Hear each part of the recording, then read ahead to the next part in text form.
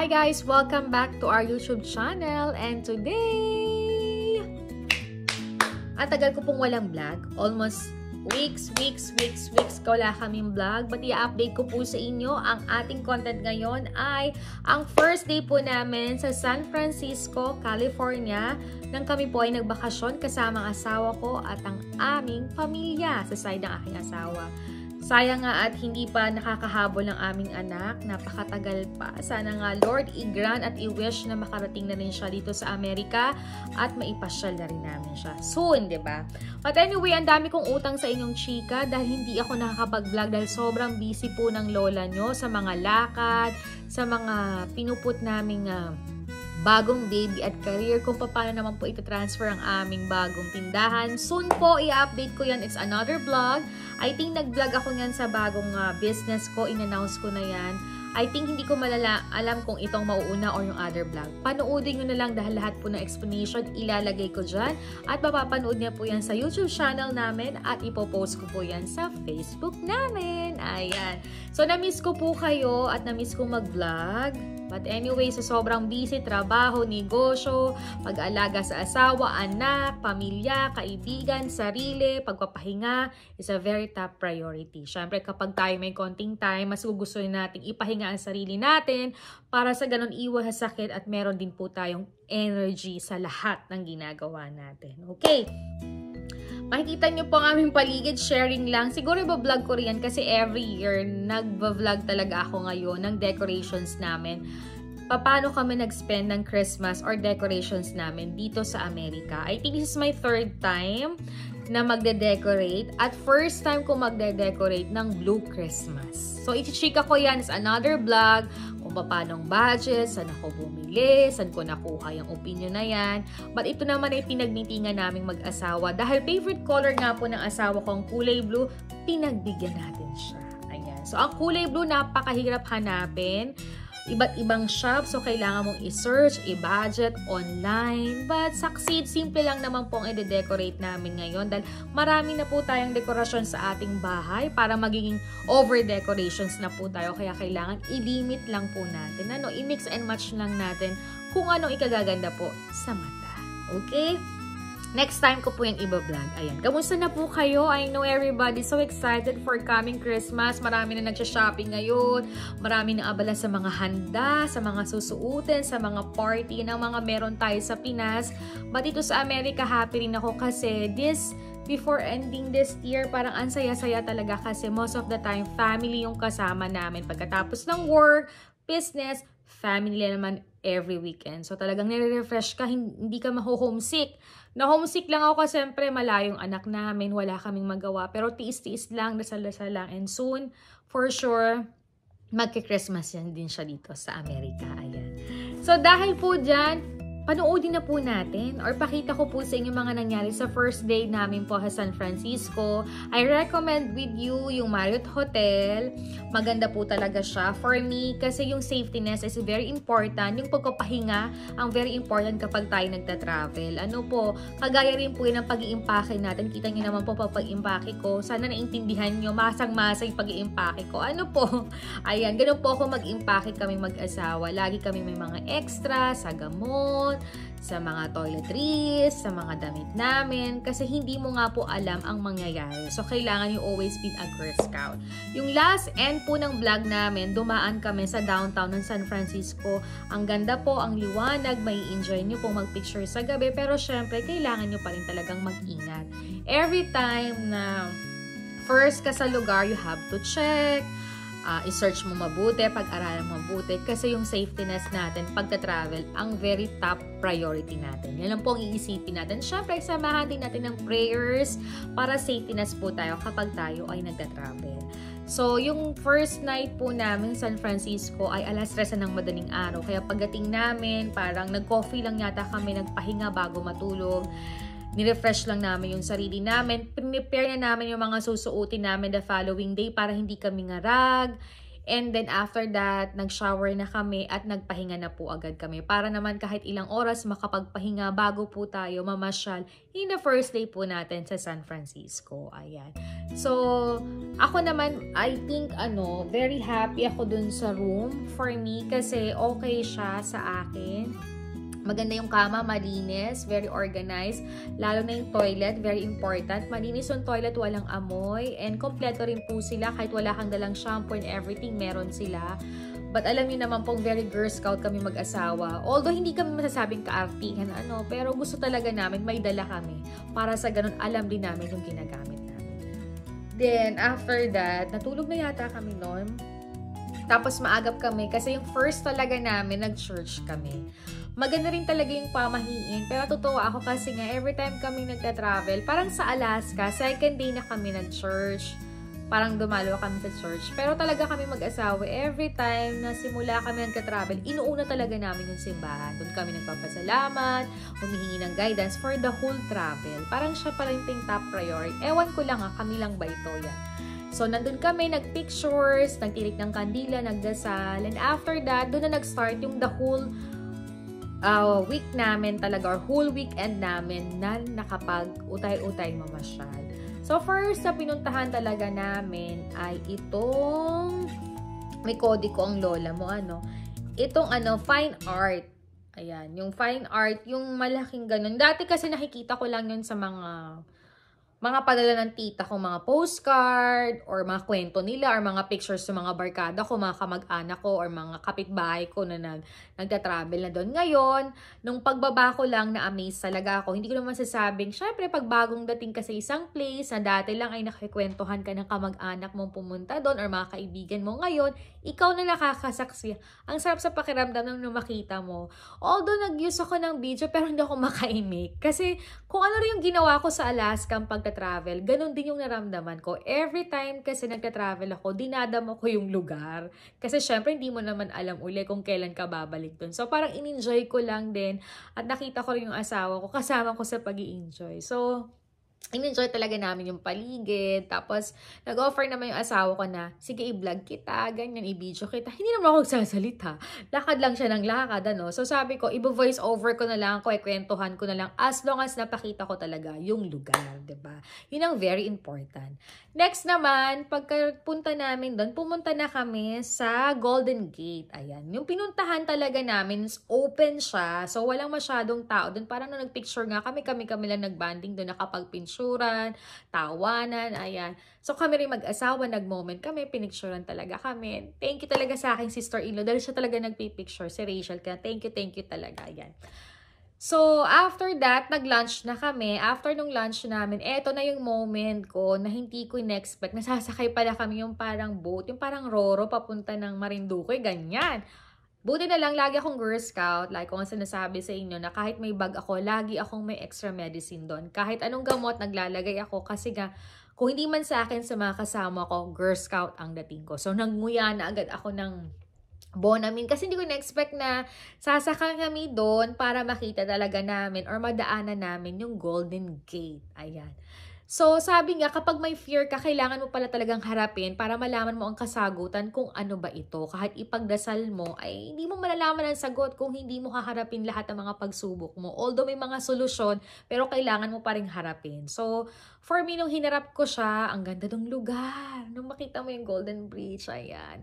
After that, ang lamig, ang alon, tapos may mga ibon pa. Yung parang mga nakikita mo talaga sa pelikula, parang ganun. But, anyway, ay maganda siya. So, ang resulta is naharap ko siya, hindi ako nahilo, hindi ako nagsuka, in-enjoy ko siya, dinama ko siya, and pinagdasal ko talaga na sana yung moment na yun, masaya talaga ako. And God is good kasi binigay niya sa akin yun. At ang sagot, nag-enjoy ako. Ayan. Matapos ang araw, ay kami nag-decide na bumalik na sa hotel para makapagpahinga. Pero parang nag-ice cream kami. Ito yung pictures namin. Nag-ice cream kami kahit sobrang lamig na. Happy din ako dahil syempre sabi ng mga kaibigan ko, if you have a comfortable na suot sa malamig na lugar at kahit na naramdaman mo si lamig, ay makakapag-enjoy ka. Totoo nga naman yun, diba? Ayan. So, kahit nagsisearch din tayo ng mga outfit, mga weather, kailangan prepare tayo para mas ma-enjoy natin yung pupuntahan natin, diba? Ayun nga. Tapos pagbalik namin ng hotel, nag-freshen up lang, nagpahinga. Tapos, we decided na lumabas kasi almost 5:30 pa lang yon. So, sabi ng asawa ko, mag-tram tayo, mag-date tayo. First time naming nag-bus. Kasi I think yung first naming nag-bus na magkasama kami nung nasa Hong Kong kami. Yun yung parang from airport to hotel, nag-bus kami na magkasama kami rin. Hindi rin namin kasama yung anak ko kasi ayaw niya yata nun mag-travel pa nun. Parang magkahiwalay kami. Parang kami lang ng anak ko nakapag-travel nun sa Thailand. After that, ito nga San Francisco, nag-bus kami for 15 minutes yata. So, nakapag-video yata ako sa loob. Pero syempre, yung sagi kong sinasabi, safetyness mo, hindi mo alam yung paligid, kaya kailangan alert ka din. Yung wallet mo, yung bag mo, yung pera mo, yung cellphone mo, sarili mo. Ay, kailangan maging alert ka sa paligid mo. Hindi porket nagbabakasyon ka, enjoy ka lang. Di ba? Dapat alam mo rin nasa paligid mo. So, pagkababa ng bus, pumunta kami sa mga iba't ibang shopping spot, kaya lang hindi na ako masyado nag-video. Syempre, takot pa rin ako, hindi ko alam yung paligid. In-enjoy ko na lang siya kasi dun sa mga shopping maliwanag, maganda, ang ganda mag-picture. So, pag may maganda kaming shot, picture kami mag-asawa. Hindi kami makapag-shopping kasi kung ano lang yung meron din dito, ay meron din doon. So, parang hindi na lang, okay na lang, i-enjoy na lang yung moment, mag-food trip na lang, magkwentuhan kami, nagtawanan kami, nag-bonding, nag-picturean kami mag-asawa. Hanggang pumunta na kami sa tram. Ayan, nag-tram kaming dalawa. Sobrang nag-enjoy kaming dalawa. Parang binag ko yun na nag-drill din ako, nag-pictures, ganyan. So, yun yung mga ipapakita ko sa inyo nangyari sa amin. Sa first day namin sa San Francisco. Every time kami nagta-travel, maganda talaga yung may peace of mind ka, masaya ka, at saka ready yung katawan mo, wala kang nararamdaman para hindi naman sayang yung pagkakaroon mo ng bakasyon sa isang lugar. Kagaya rin ng pagpapag-enjoy ko sa Alaska, ganun din yung ginawa ko sa San Francisco. Binigyan na lang namin ng momento or moment na ma-relax kami at ma-enjoy din namin yung paligid, diba? Yung wala ka nang iniisip, wala mo na mga negative side, wala mo nang kung ano-ano, diba? Minsan lang tong mangyari at hindi mo lang din alam kung kailan uli babalik. So, kailangan i-enjoy mo yung moment. Ayan. So, guys, I hope matuwa kayo sa mga clip picture ko or video na ipapakita ko sa inyo dahil talagang parang in-enjoy lang namin yung moment naming mag-asawa. Kasi, natatandaan ko nung gabi kasi parang nagmansari kami. Ewan ko lang kung kayo ding lahat ay nagmamansari pa kahit mag-asawa na kayo or wedding anniversary na lang ba yung ini-enjoy nyo. Kasi kami mag-asawa talagang every month talaga kami ay nagbabatian pa ng happy anniversary. Or kung may extra kami, lumalabas kami, or nagluluto kami. Ini-enjoy pa lang namin yung moment namin na inaalala namin kung saan kami nagkakilala, papaano, anong mga pagsubok na nalampasan namin. Paulit-ulit yun. So, thanks God talaga kasi yung moment na yun ay kami ay nakapag-travel din at kami ay magkasama. Parang dagdag memory na naman sa amin. Kaya tinatry ko rin talagang i-save to sa vlog, mapanood din ng aming anak, magulang namin, mga nagmamahal sa amin. Tsaka syempre, yung kaming dalawa. Sarap kasi din na i-vlog mo, tapos babalik-balikan mo, di ba? Wala naman siguro nakakahiyain kasi moment mo naman, kung gusto mo namang manood, or gusto mong makitang experience na ganito, na malay mong maging inspirasyon mo na marating mo rin in time, why not, di ba? Wala ka namang dinadrag na kayabangan or anuman, di ba? This one is sharing of happiness, kung paano na nag-i-enjoy ng buhay. Kasi life is too short para alam mo yung laging negative or parang may nasasabi ka sa kapwa or nakakasakit ka ng kapwa dahil may nakita ka lang, may napansin ka lang or may nasabi lang, dadaw-daw at sasabi ka na rin. Minsan din matakot din tayo sa mga balik, sa mga sinasabi kasi what if kung sa atin naman din gawin yun, diba? Hindi rin maganda. So, pag nagmamature ka na, kailangan talaga ay medyo may limit ang lahat. May discipline ang lahat, diba? Hindi ko naman sinasabing sobrang perfect ako at wala akong pinagdaanan para magsalita ng ganito, ano. But for me, maganda talaga yung happy life lang at magandang smooth lang yung nagiging buhay. Enjoy lang din talaga. Kasi kung tayo na may nagdadasal at naniniwala tayo sa mga ganon, ay magandang iwasan na natin ang mga bagay na ganon. I-enjoy na lang natin yung mga blessings na mga nare-receive natin na pwede rin natin i-share sa iba ang kagandahan. Ayan! So excited ako ipakita sa inyo sa tagal kong walang vlog. Sana naman itong part 1 at part 2 ko ng San Francisco ay matuwa kayo sa mga clip, mga videos, sa mga voice over ko na baka soon mapag-ipunan nyo at makarating kayo ng San Francisco, California dito sa Amerika at ma-experience rin yung mga na-experience kong moment. Syempre, iba't iba naman tayo na-experience. But this one, sinishare ko lang and sinisave ko to as a memories. Kasi for sure, pag binalikan ko to, kagaya ng first kong punta sa Arizona, sa San Diego, sa Alaska, at San Francisco, ay talagang maaalala ko kasi nag-enjoy din talaga ako. Kasama naman lalo ang aking asawa. So, ang saya din kasi nadadagdagan yung mga memories namin mag-asawa. Hindi naman full na napapakita sa vlog. But in my mind, ang saya-saya. Diba? Laging God is good talaga sa mga panahong ito. Kaya i-treasure natin, pahalagahan natin hanggang nakakagawa tayo ng ganitong moment. Okay, so guys, hindi ko napapatagalin papanoodin nyo na po ang first vlog namin sa San Francisco. Sana nga ma-upload ko na rin yung sa yung sa Alaska. I think may last pa ako doon pero ihahabol ko for end of this year para naman talaga makita nyo pa rin yung enjoyment namin sa Alaska with our friends, family with my friend na sina Joanne at Dex at saka si Cristel kasi talagang Tita Mirna sobrang nag-enjoy din talaga kami doon at ibang experience din yung ibinigay sa amin. So guys, panoodin niyo na po ang aking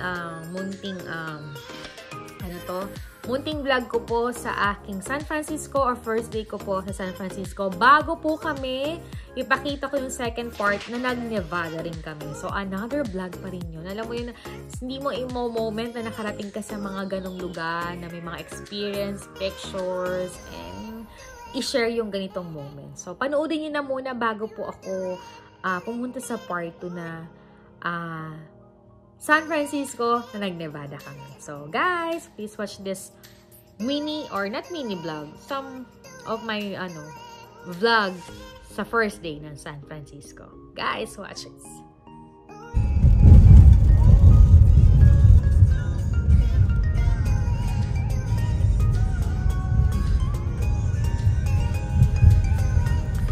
Good morning, San Francisco. This is the first day namin sa San Francisco. Siyempre, nag-church muna kami, nag-pray, naghingi ng guidance, nag-picture-picture din kami dyan, nagtirik kami ng kandila.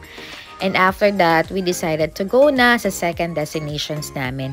Yan na po ang Palace of Fine Art. Napakaganda, grabe. Na-amaze ako kagaya ng pag-amaze ko sa Alaska. And na-enjoy ko talaga yung moment kasi dati sa kwentuhan ko lang yan naririnig. But now, dalawang mata ko na siya nakikita. So, more of taking pictures. Kaya nakapag-voice over ako kasi hindi ko magawang mag-vlog kasi in-enjoy ko yung moment then with the family, taking a pictures, kami ring mag-asawa. Ayan. So, very happy. Sa loob, marami pa rin kayong mapapasyalan. Kaya, take your time na pumasok sa loob, mag-take ng pictures para naman you have a good memories. Lalo na kung once in a while ka lang din makakapasyal sa ganitong lugar. Ayan. After that, naglakad na kami kasi ito na yung very exciting na gusto ko rin puntahan dahil sa mga pictures ko lang to nakikita and sa mga vlog din. But right now, nandito na tayo sa Golden Gate ng San Francisco. Napakabait ng asawa ko, blinag niya ako pero hindi ako nakapagsalita. In-enjoy ko yung moment kasi ang ganda talagang mag-relax sa mga ganyang paligid at yung mga first time mo talaga ay ite-treasure mong memories lalo na kasama ko ang aking asawa. Dagdag memories na naman to sa amin kaya ang dami namin pictures but soon sabi nga namin isasama namin yung anak namin dito para ma-experience din niya. So yan kasama ko lang yung family ni Sweetie, walang tao so nakapagkwentuhan, nakapag-bonding and more pictures talaga. But anyway, we decided to take a lunch na after that kasi may second destination kaming gagawin. Kaya guys, huwag kayong bibitaw dahil ipapakita ko pa sa inyo ang more trip namin dito sa San Francisco. Kaya guys, see you in my next vlog!